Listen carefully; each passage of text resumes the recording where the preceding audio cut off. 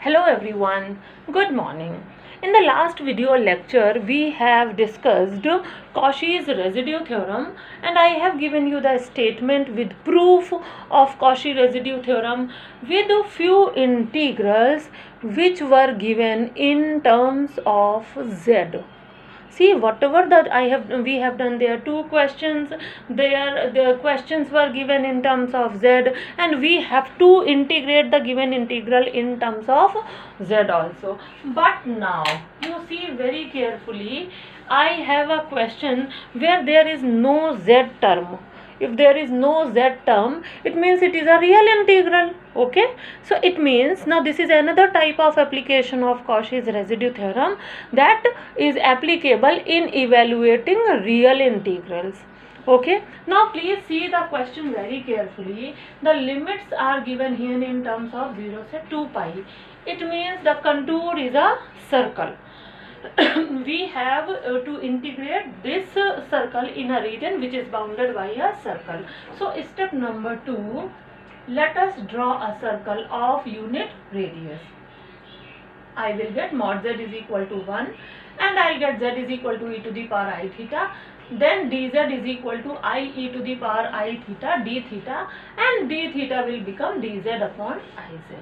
Now change the given integral in terms of z. तो theta की जगह पर आ जाएगा dz अपॉन iz, और 0 से 2 पाई रिमूव हो जाएगा क्योंकि अब तो हम कंटूर मिल गया है, और ये बन जाएगा a प्लस बी अपॉन, यहाँ पे ध्यान देखिए, ये z मतलब है e to the power i theta. हमें मालूम है कि जो साइन थीटा की वैल्यू होती है वो होती है e to the power i theta minus e to the power minus i theta upon 2i. It means I can write z minus z inverse upon 2i, which I have written here. Okay, so what is this? 1 upon b integral 2 dz upon z square plus 2aib into z minus 1. Now see very carefully, I got an integral in terms of z.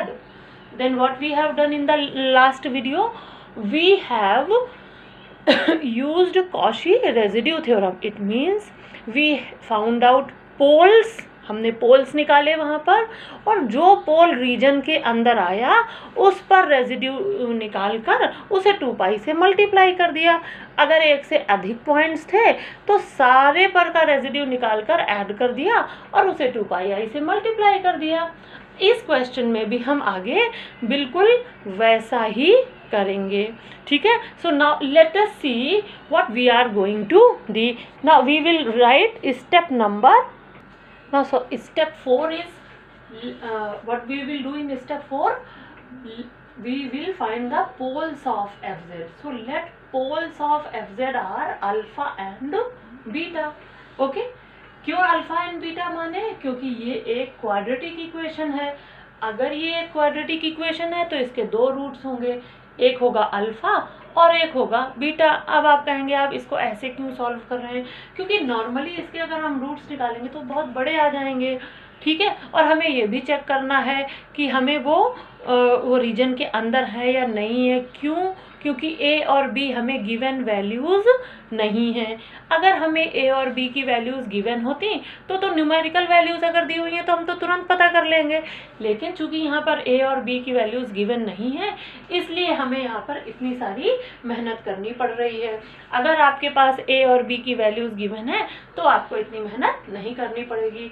फिर देखिए यहाँ पर alpha plus beta हमारा ये हो गया minus B by ए, और alpha beta होता है सी बाई ए. देखिए ये होता है सी बाई ए, तो ये माइनस हो गया और -1 हो गया, और ये होता है माइनस बी बाई ए, इसलिए ये हो गया -2ai अपॉन बी. यहाँ से मैंने अल्फ़ा माइनस बीटा, इसको फॉर्मूला अप्लाई करके अल्फ़ा माइनस बीटा की ये वैल्यू मैंने निकाल ली. जब मुझे एक इक्वेशन ये मिल गई और एक इक्वेशन ये मिल गई, तो यहाँ से मैंने अल्फ़ा और बीटा की वैल्यूज़ फाइंड आउट कर ली. जब मैंने यहाँ से अल्फ़ा और बीटा की वैल्यू फाइंड आउट की, आप ध्यान से देखिए ये पार्ट दोनों में सेम है. ठीक है, यहाँ से हमें पता चल रहा है that a is greater than modulus b. It means a by b is greater than 1.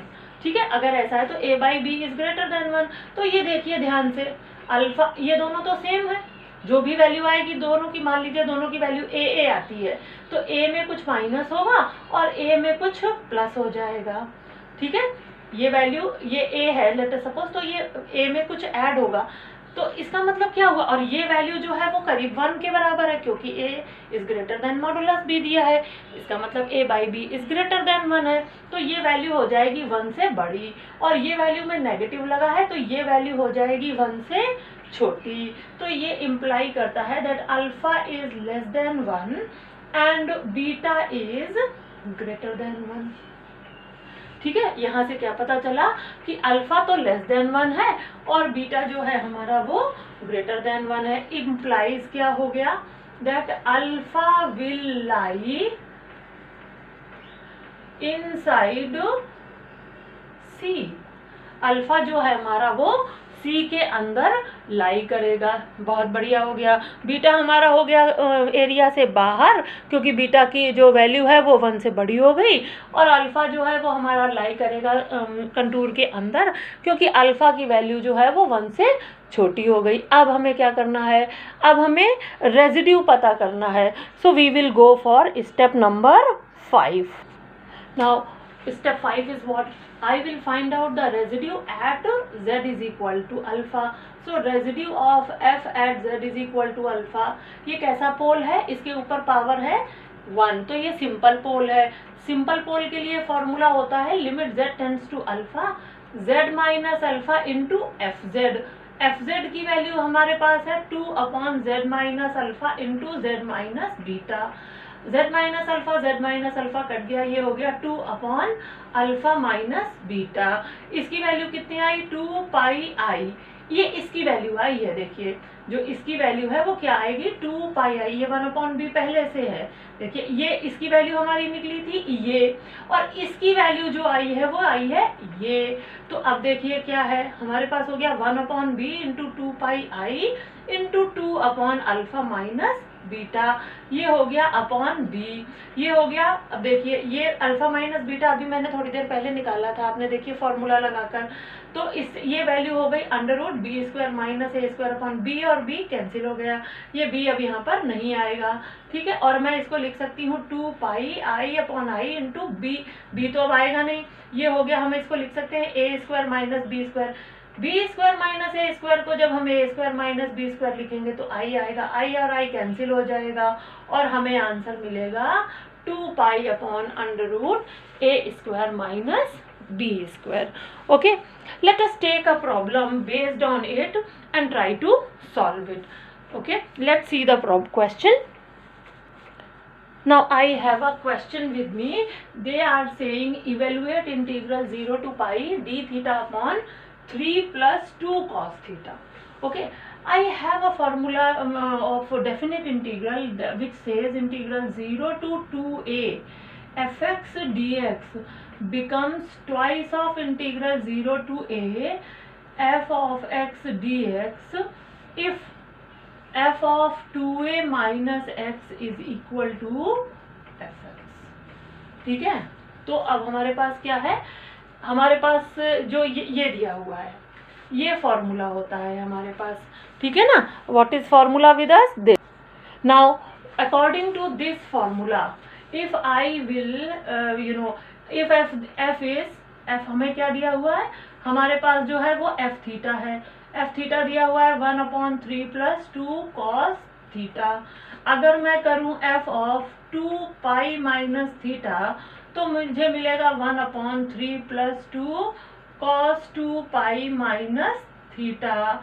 According to the trigonometric formula all school to college. ठीक है, ऑल स्कूल टू कॉलेज मतलब all positive, sine positive, tan positive and cosine positive. तो यहाँ पर cosine अगर positive है तो 2 pi minus theta यहीं पर लाई करता है, तो ये कैसा होगा, पॉजिटिव। तो हमें क्या मिलेगा 1 अपॉन 3 प्लस 2 कॉस थीटा, ये मिलेगा which is equal to again F theta. So what I can see here, मैं ये लिख सकती हूँ, देखिए इंटीग्रल 0 से 2 पाई 1 upon 3 plus 2 cos theta d theta can be written as twice of integral 0 to pi d theta upon 3 plus 2 cos theta. It is given to us. So it is equal to which value? It is equal to 1/2 integral 0 to 2 pi d theta upon 3 plus 2 cos theta. It is very important concept. I hope you understood it very well. फिर से बता देती हूँ, हमारे पास ये definite integral की property है. ये प्रॉपर्टी कहती है कि अगर यहाँ जो अपर लिमिट है उससे मैं फंक्शन के वेरिएबल को माइनस करूँ तो मुझे सेम फंक्शन वापस मिले, तो जो इंटीग्रल की वैल्यू है वो ट्वाइस हो जाती है और लिमिट जो अपर लिमिट है वो हाफ हो जाती है. The same thing I have applied here. तो मुझे मिल गया integral 0 to 2 pi d theta upon 3 plus 2 cos theta is equal to twice of integral 0 to pi d theta upon 3 plus 2 cos theta. Okay, so in place of this I can write this. Now proceed. अब हम फिर proceed करेंगे क्योंकि हमें क्या चाहिए था, 0 से 2 पाई. जब 0 से 2 पाई मिल गया तो step number 1, limits are from 0 से 2 pi. Then draw a circle of unit radius. तो हमें मिलेगा z is equal to e to the power i theta. Hence d theta is equal to d z upon i z. Previous question में करके दिखाया है इसलिए थोड़ा सा फास्ट कर रही हूँ. और हमें मिलेगा हमारा इंटीग्रल नंबर 3, 1/2 इंटीग्रल. अब मैं 0 से 2 पाई हटाऊंगी, डी थीटा को भी हटा दूंगी, मुझे मिलेगा D z upon i Z upon 3 plus 2 z plus 1/z by 2. क्योंकि हमारे पास होता है cos theta is equal to e to the power i theta plus e to the power minus i theta by 2. तो ये हो जाएगा z plus ये 2 और ये 2 कैंसिल हो गया. हमें मिल गया 1/2 इंटीग्रल आई को मैंने बाहर ले लिया, मुझे मिल गया डी जेड अपॉन और ये हो गया z square plus 3z plus 1 and here it is also into dz upon z and upon z. This z and this z will cancel out and I will get 1/2 I integral dz upon z square plus 3z plus 1. This is again a quadratic equation. Quadratic equation है तो इसके roots क्या होंगे, इसके roots होंगे z is equal to होगा -3 plus minus under root 9 minus 4/2. I'll get -3 plus minus √5 by 2. Okay, जब हम इसे कैलकुलेट करेंगे, देखो -3/2 कितना होता है, -1.5 प्लस माइनस √5 की जो वैल्यू है वो क्या होगी, 2 से अधिक होगी क्योंकि 2 2 4 होता है तो वो 2 से अधिक होगी. तो ये हो जाएगा करीब 1 प्लस समथिंग. ये जो वैल्यू है वो करीब 2 2 4, ये वैल्यू 1 प्लस समथिंग हो जाएगी. अगर ये वैल्यू हमारी 1 प्लस समथिंग है तो जो ये वाली वैल्यू है जो 1 प्लस है, ये वाली वैल्यू, और एक वैल्यू मिलेगी -1.5 और -1 प्लस. तो देखो अगर माइनस है और यहाँ प्लस है तो ये कम हो जाएगी, ये वैल्यू क्या होगी, लेस देन 1, और ये वैल्यू क्या बनेगी, ग्रेटर देन 1. मैंने आपको बताया था ना कि जो हम अगर न्यूमेरिकल वैल्यूज होंगी तो हम डायरेक्ट कर सकते हैं. अभी मैं कैलकुलेटर यूज नहीं कर रही हूँ क्योंकि मैं वीडियो लेक्चर बना रही हूँ. आप सीधे सीधे √5 की वैल्यू निकाल सकते हैं. It will be nearly 2.1. तो 2.1 अगर है तो ये जो हमारे पास वैल्यू आएगी वो करीब 1.0 समथिंग आएगी. ठीक है ना, इसीलिए मैंने 1 प्लस लिया है, 1 प्लस लिया है. तो जब 1 में 1.5 को माइनस करेंगे तो डेफिनेटली लेस देन 1 होगा और ऐड करेंगे तो ग्रेटर देन 1 होगा. तो इसलिए कौन सी वैल्यू हो गई लेस देन 1, ये वाली प्लस वाली. ठीक है ना, तो अब हम आ गए स्टेप नंबर 4 पर. ठीक है, let's go for step number 4. अब स्टेप नंबर 4 क्या कहता है, स्टेप नंबर 4 कहता है poles of fz are z is equal to -3 plus minus √5 by 2. z is equal to -3 plus √5 by 2. This lies in mod z is equal to 1। ये mod z is equal to 1 में लाई करता है, ठीक है। कहाँ लाई करता है? ये mod z is equal to 1 के अंदर लाई करता है। तो अब हम क्या करेंगे, जो कंटूर के अंदर लाई करता है उस पर रेजिड्यू निकालेंगे और उसका 2πi से मल्टीप्लाई कर देंगे। अब हमें क्या करना है, अब हमें रेजिड्यू निकालना है।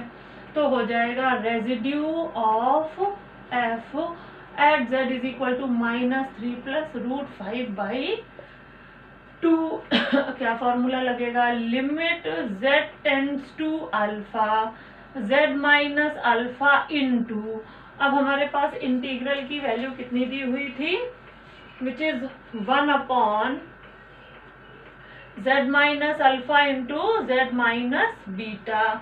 तो z माइनस अल्फा कट गया, हमें फिर से मिला 1 अपॉन अल्फा माइनस बीटा। तो एक अल्फा कितनी है, -3 प्लस √5/2 और -3 माइनस √5/2। हमें क्या, ये दोनों फर्स्ट वैल्यूज कैंसिल हो जाएंगी और सेकेंड वाली वैल्यूज ऐड हो जाएंगी। तो हमें मिलेगा 1 अपॉन √5। ओके, हमें आंसर क्या मिला, 1 अपॉन √5। अब हमारा जो इंटीग्रल है इसकी वैल्यू कितनी आई थी, इसकी जो हमने वैल्यू लिखी थी वो लिखी थी 1 upon 2i integral dz upon z square plus 3z plus 1, ये लिखी थी। तो अब हमारे इंटीग्रल की इसकी वैल्यू क्या आ गई, step number 5, integral dz upon z square plus 3z plus 1 is equal to, with in a contour C हो जाएगा 2πi into residue, sum of residue of fz is equal to alpha पे। तो हमें क्या मिलेगा, 2πi इंटू, एक ही residue है तो सम नहीं होगा, इसलिए 1 अपॉन √5। ये हमारी इंटीग्रल की वैल्यू आ गई। इस वैल्यू को यहाँ पुट कर देते हैं तो हमें मिलेगा 1 upon 2i into 2πi upon √5। 2 और i कैंसिल हो गया, हमें मिला pi upon √5 and this is our answer. तो आपने देखा कि अगर हमारे पास a और b होता है तो थोड़ा कॉम्प्लिकेटेड हो जाता है, लेकिन अगर न्यूमेरिकल वैल्यूज दी होती हैं तो यही चीज़ बहुत ही सिंपल हो जाती है हमारे लिए। So this was all about the real integrals which we were discussing. Now I have another application of Cauchy residue theorem. Let us discuss that application.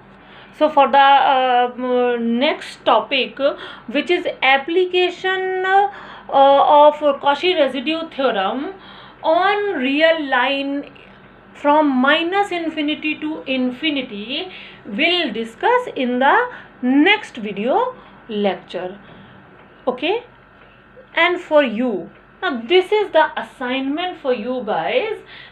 Solve this problem and write it in the comment box as soon as possible.